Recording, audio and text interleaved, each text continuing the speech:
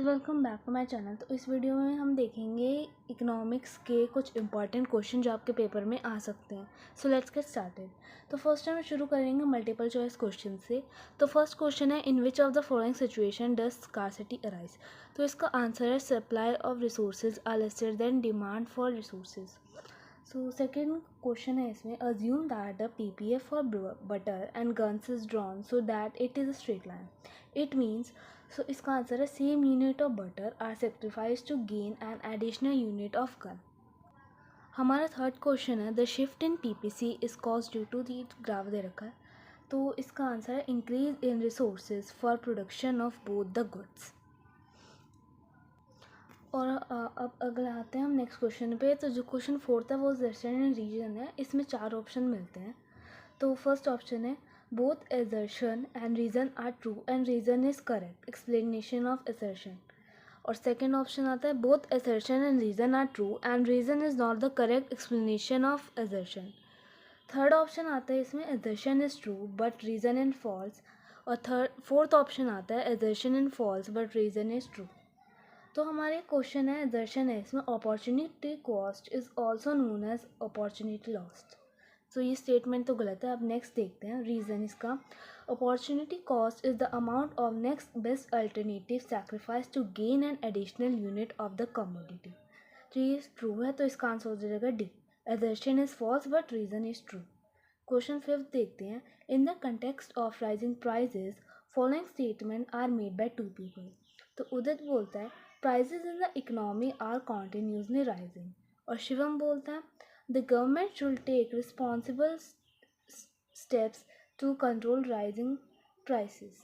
तो identify the statement and positive statement, normative statement। तो इसका आंसर है ए, उदित जो है पॉजिटिव स्टेटमेंट बोलते हैं और शिवम नॉर्मेटिव। अगला आता है आंसर द फॉलोइंग क्वेश्चन। तो इसमें पहला क्वेश्चन है, comparison between positive economics and normative economics. इसमें हमें पॉजिटिव इकोनॉमिक्स और नॉर्मेटिव इकोनॉमिक्स में डिफरेंस बताना है।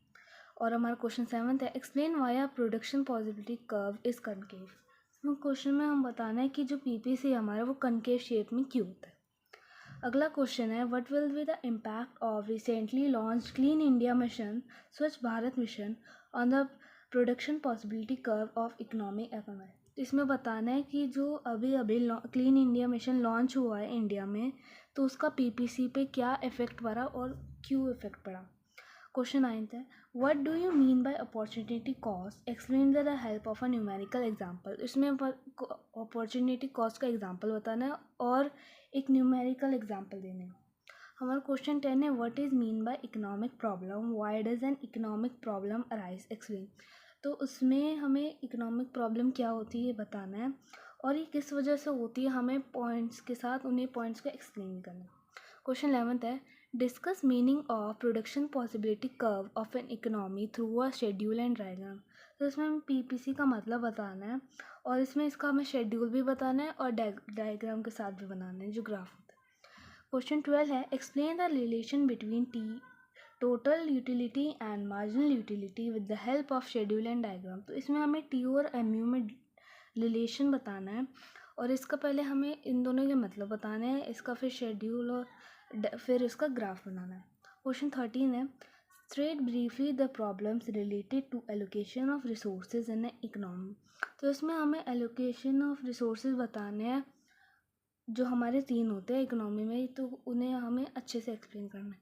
तो ये थे हमारे इकोनॉमी के क्वेश्चंस जो हमारे पेपर में आ सकते हैं। Thanks for watching.